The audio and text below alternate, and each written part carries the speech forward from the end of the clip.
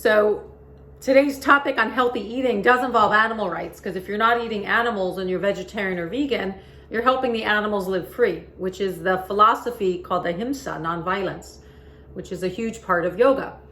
So although the benefits for the body are tremendous to not eat the animals, you don't get cholesterol if you're not eating dairy or animals, less risk of heart disease and cancers and many conditions. You can reduce inflammation in the body and reduce joint pain and all kinds of chronic illness symptom by switching to plant-based diet, which is no animal products.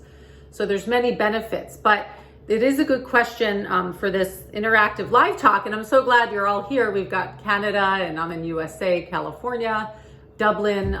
We've got all representing all over. So the question, so protein intake. You're always best to get, I'm not a nutritionist, by the way. I am a yoga teacher for 25 years. I grew up vegetarian, so I've never eaten fish, chicken, or meat in my life. And I'm about 8 years mostly vegan. So if you can't tolerate, some people ask, you need protein, but you can't tolerate lentils, beans, tofu, which are all really easy, great sources if you are vegetarian or vegan. There's quinoa. Quinoa, I believe, is from South America. It kind of tastes like a grain, and I'll actually show you it. But it actually has protein, so it kind of cooks like a grain. So if you want like hearty food, here's quinoa. I keep it just in bulk. You can buy it in bulk or in boxes. They pretty much sell it everywhere now. And you cook it kind of like, sort of like pasta or rice. But that is a good source of protein, quinoa. And if you're not eating beans or tofu, that could be one source. So, and hello, you just joined from Northeast Coast, Scotland, Angie, welcome. So that is a one source, quinoa. Keep that in mind, because you can add it in soups. I sometimes throw it in soups and then it cooks. It kind of gives that pasta-y feel to give you satiation, not just eating vegetables. You can make it into cold salads. I've made like quinoa you can even make it like cereal. I've done it like a quinoa cooked with raisins and cinnamon and some nuts. So if you can tolerate nuts, that's another great source of protein for vegetarian or vegan. Almonds, walnuts, great for the brain, all kinds of nuts. So that's another way. The yogic diet was nuts. Nuts, grains, whole vegetables, fruits, no animal products. It used to be more vegetarian, but to really adhere to nonviolence, the yogic diet's more vegan now, not dairy. So I hope that helped with your question about alternatives. If you're not eating lentils, beans, tofu, I'd say quinoa and nuts, but you can also do a protein smoothie. I do those a few times a week just to get 15 to 20 grams of protein in, which, like if you're eating meat, I think like a burger is like 20 or 25 grams. So you can get 20 grams from a protein shake. Again, you're always better to get it from the food source, but it's not a bad idea. I put sometimes a scoop or two of the vegan protein, 15 to 20 grams, throw in some fresh organic fruit or maybe some banana or frozen organic blueberries if I don't have fresh. I put in flax seeds, good for hair and nail, and chia has omega. And I could do a water base or a soy or almond milk base. And that's, again, more, so you know you're getting your protein. If you're not getting it from the food as much, you're getting at least that 20 gram there. But I work with dietitians prior for a heart disease program, and everyone has a slightly different take on how much protein you need. So I'll let you look that up on the nutritionfacts.org. But it is a myth. A lot of people think, I can't go vegetarian or vegan because I can't get enough protein. One way to think about it is, have you ever heard of anyone in the hospital that had a protein deficiency? Probably not. It's not really happening. The media and the animal agriculture industry pounds in the media that you need animal for protein, but you don't. You can actually get it direct from the source where the animals get it. In fact, if you think of the biggest and strongest animals in the world, rhinos, gorillas, elephants, they're vegan, not even vegetarian, right? Because they're not eating dairy. So I hope that's a nice little intro talk. The yogis also wanted to eat a vegan, healthy, plant-based diet, not just for the health of the body, but for the mind. If you're killing animals, you're ingesting violence, and it has an energy cause and effect. And we don't want to take in that fear from the animal and the violence and taking a life away from an animal. So the yogis did it to keep the mind more sattvic and pure. And also not dull. If you're digesting dead foods like dead animals, it's more to digest and more dulling. In Ayurveda, it's called tamasic. So Your question, Angie, where does the protein come from in the fruit smoothie? I put in a scoop or two of vegan protein powder. So you can buy all sorts of brands. There's so many out there now. Here's one that's just pretty mainstream, organic pea protein from Trader Joe's. I think it's like $12.99 for the whole container.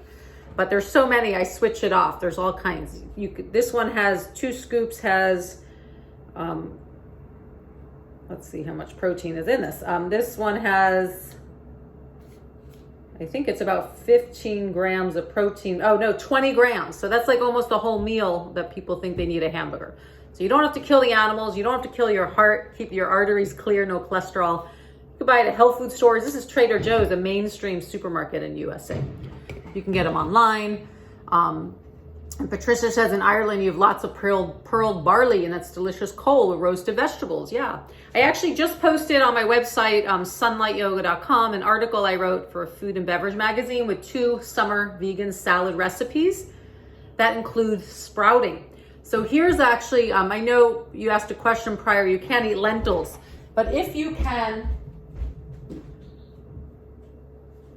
digest sprouts, you sometimes get 2 to 3 times the amount of like antioxidants and vitamin C. I've been sprouting a lot. So sprouting is, you're putting like lentils, or in this case, fenugreek and broccoli seeds, and I soak it in water overnight.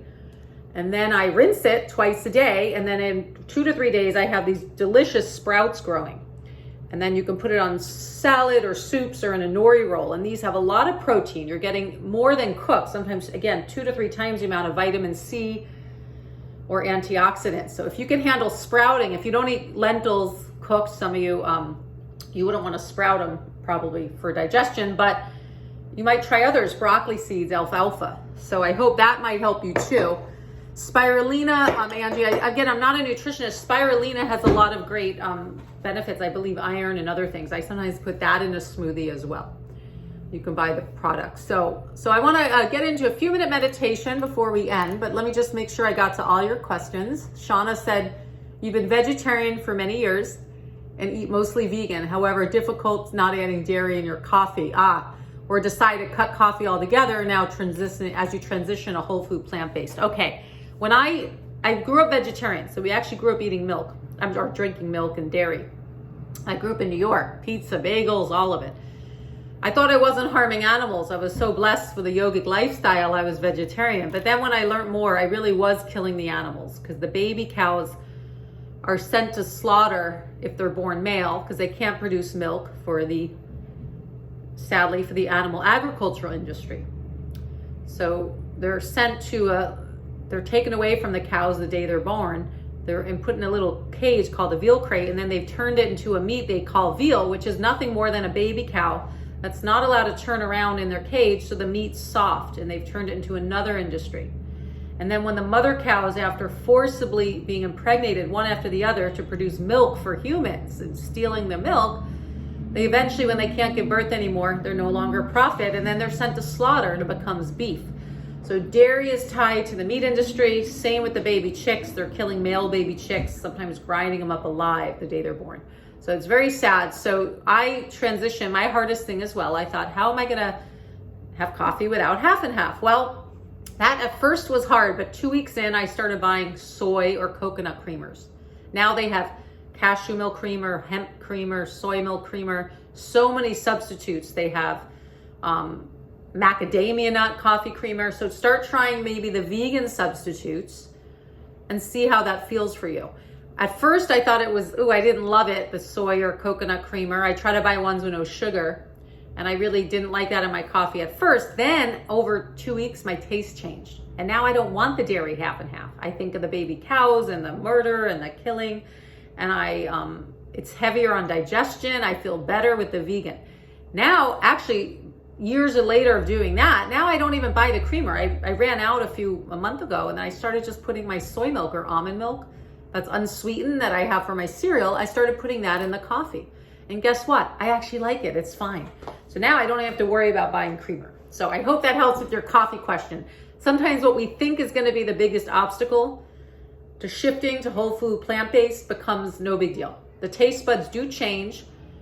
there is addictive substances in cheese called casein and sometimes in dairy. So if you can really, little discipline, but ease off it, substitute it for something positive, healthier, not just stopping the coffee or creamer unless you want to, but maybe substitute it for a vegan milk and then wean off the dairy cow's milk. And then over time, you may feel better. You may feel less tired, it's easier on digestion, healthier product for the body, and your taste buds may change. So I hope that helps. Addiction and stress eating and how we grew up is a big part of our lifestyle shift. But if we want a healthy, longer life, optimally, it's not a guarantee, but we do want to keep our arteries clear, not add cholesterol, not put dead foods, not put flesh that was living animals that wanted to live and putting that energy in our body. Instead, we want like live food, vegetables, or these sprouts, right? For life, for prana. So the yogic diet was for the health, for the harmony of the animals and the earth. So let us end with just a brief 2 or 3 minute meditation now. And let's reflect, because we all have habits. I'm not judging. I can always refine my diet. I sometimes stress eat or eat too much or eat, more vegan, processed, or not so healthy food as well. And I have the same habits everyone has. So let's do a meditation. Let's check in with what we're doing. So close your eyes. You could sit tall. If you're at a desk, place the feet on the ground. If you're on the floor, put a cushion under the body. So you sit tall. You may want to roll the shoulders a few times. And with eyes closed, just take a few slow, deep breaths in and out through the nose.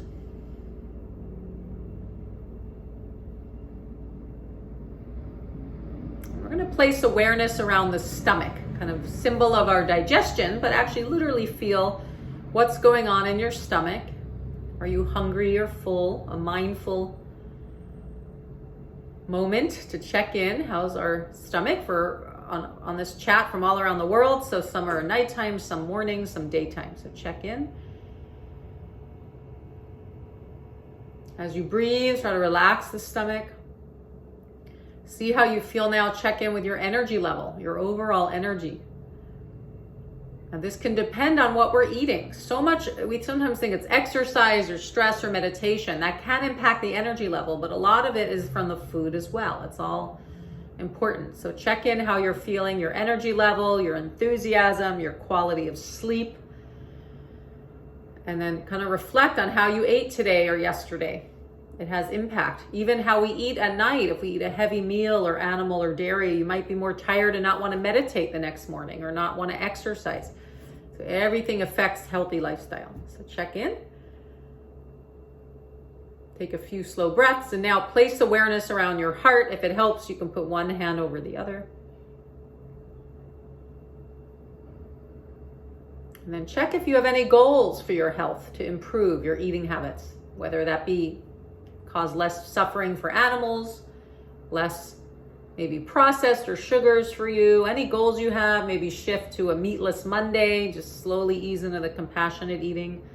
Check in and bring to your awareness any health goals. It's okay if you've had the goal and you didn't succeed yet. Just bring it back to the awareness, knowing that every meal is a new day, a new meal to try again, and to align our goals and our food choices with our health and the harmony of all beings.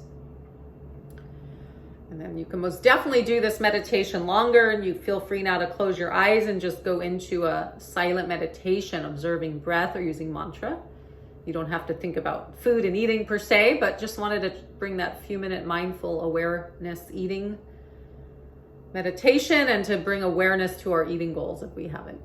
And know that it's a journey, as I'm on too. So think of it as the overall how you're eating. If you have one meal that's not healthy or junk food, instead of getting discouraged and stopping trying altogether, think of overall, are you eating a lot of plants, vegetables, healthy plant-based foods? It's more probably the average than occasional splurge. So go gentle on yourself, but at the same time, create discipline.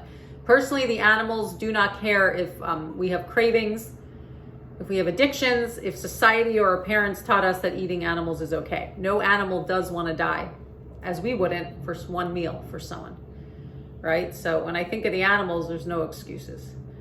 But when we have the human cravings and everything, we do have to, do our best. So I hope you enjoy. Let's bring the hands together, bow the head to the heart, Namaste.